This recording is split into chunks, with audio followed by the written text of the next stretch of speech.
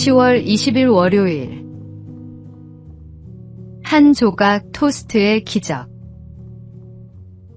이삭 토스트라는 간판은 이제 우리 일상에서 낯설지 않습니다. 전국 800여 매장, 해외까지 뻗어나간 이 브랜드가 사실은 단 한 사람의 작은 선택에서 시작되었다는 사실을 아십니까? 이삭 토스트 김하경 대표는 남편의 건강 악화로 생계를 책임져야 했습니다. 학원 강사로 일했지만 수입은 부족했습니다. 그러던 어느 날 봉사활동을 마치고 먹었던 토스트 한 조각이 그의 인생을 바꾸었습니다. 토스트 장사를 시작해보자는 마음이 생긴 것입니다.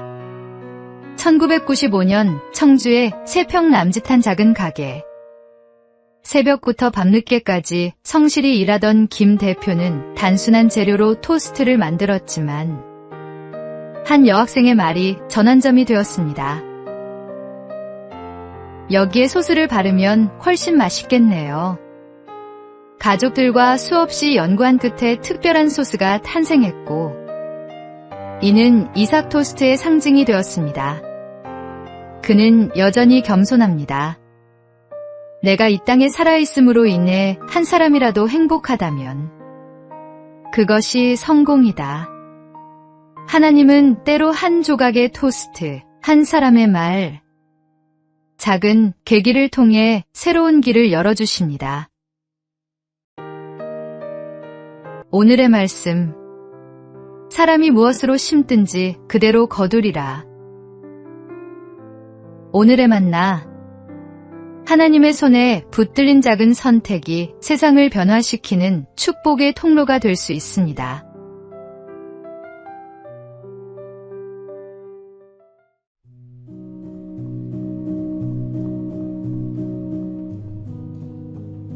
(10월 21일) 화요일. 분노의 대가. 한 직원이 상사의 지적을 받게 되었는데 그날따라 피곤과 스트레스가 겹쳐 있었습니다. 처음에는 그냥 넘기려 했지만 마음속 억눌린 감정이 터져나왔습니다. 결국 그는 회의 자리에서 목소리를 높이며 상사와 심하게 다투었고 감정을 이기지 못해 사직서를 던져버렸습니다. 순간은 통쾌했을지 모릅니다. 하지만 그 결정은 돌이킬 수 없는 결과를 남겼습니다. 안정된 직장을 잃은 그는 곧 경제적 어려움에 부딪혔고 가정에도 불화가 생겼습니다. 무엇보다 시간이 지나 돌아보니 상사와의 문제는 차분히 대화로 풀 수 있었던 사소한 일이었습니다. 한순간의 분노가 인생의 중요한 기회를 잃게 만든 것입니다. 비슷한 일은 가정에서도 일어납니다. 부부 사이에 작은 의견 차이가 있을 때 서로 한 발 물러서면 충분히 해결될 문제들이 있습니다. 그러나 화가 난 상태에서 내뱉는 말 한마디는 상대의 마음에 깊은 상처를 남깁니다. 분노는 우리의 판단을 흐리게 하고 결국 어리석은 결정을 내리게 만듭니다. 그러므로 화가 치밀어 오를 때는 잠시 멈추어 마음을 가라앉히고 깊은 호흡과 함께 주님께 지혜를 구해야 합니다. 오늘의 말씀. 노하기를 속히 하는 자는 어리석은 일을 행하고 악한 계교를 꾀하는 자는 미움을 받느니라. 오늘의 만나. 순간의 감정을 다스리는 지혜가 인생의 많은 문제를 해결하는 열쇠입니다.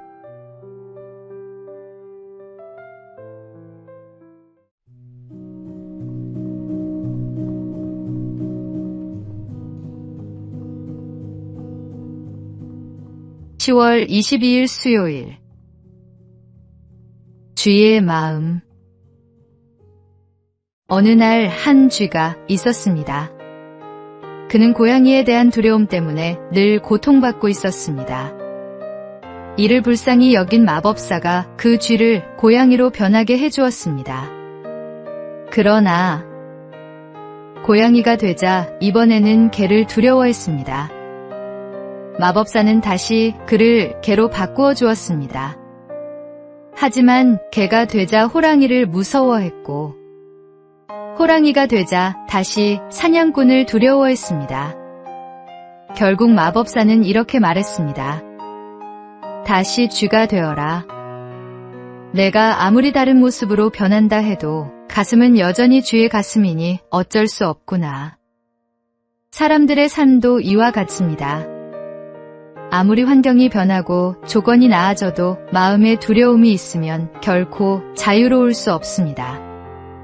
심리학자들은 인간이 가지는 두려움의 92%는 사실 근거 없는 불안이라고 말합니다. 그러나 믿음 안에 선 사람은 그 불안에 휘둘리지 않습니다. 주님은 우리 마음에서 두려움을 몰아내시고 세상 어떤 상황에서도 흔들리지 않는 담대함, 대신 평안을 주십니다. 그것은 오직 하나님과의 교제 속에서만 얻을 수 있는 선물입니다. 오늘의 말씀. 주 안에서 항상 기뻐하라. 내가 다시 말하노니 기뻐하라. 오늘의 만나. 환경을 바꾸려 애쓰기보다 먼저 마음을 하나님께 맡기는 것이 진정한 평안의 시작입니다.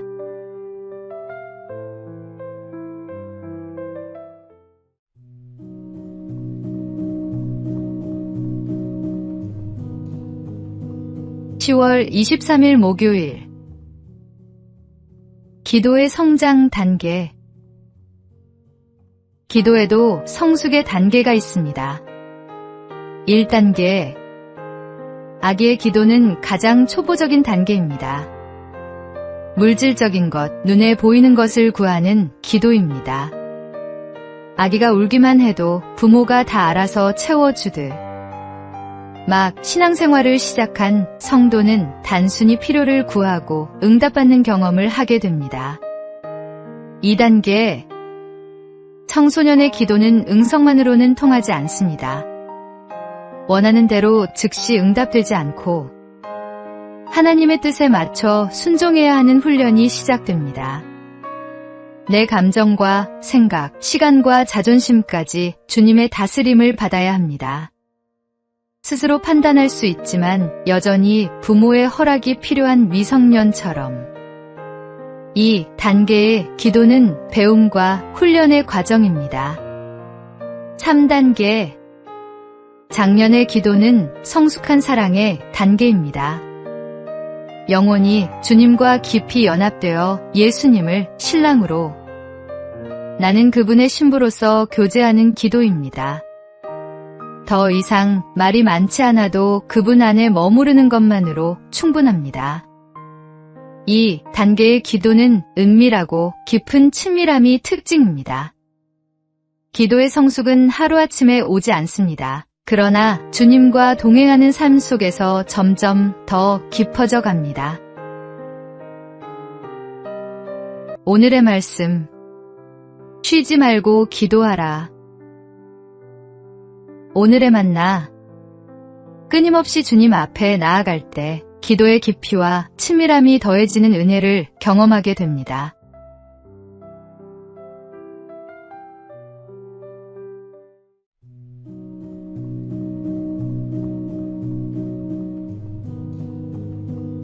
(10월 24일) 금요일. 말씀의 능력. 제가 하나님의 말씀에 사로잡혀 있기에 여기 제가 서 있습니다. 저는 달리 할 수 없습니다. 하나님이여 저를 도우소서.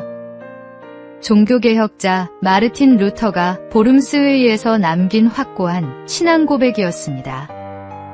그는 성경이 결코 정치적 도구나 개인의 권력을 위해 사용되어서는 안 된다고 믿었습니다. 오직 하나님의 말씀을 선포하고 전하기 위해 존재한다고 확신했습니다. 루터는 로마서를 통해 하나님의 뜻을 발견하고 1517년 95개조 반박문을 게시하며 본격적인 종교개혁의 길을 걸었습니다. 그는 훗날 이렇게 고백했습니다. 나는 오직 하나님의 말씀을 가르치고 설교하고 기록했을 뿐입니다. 그런데 놀라운 일이 일어났습니다. 말씀은 스스로 역사했고 교황의 권세조차 흔들리기 시작했습니다. 이 모든 것은 말씀의 능력 때문입니다.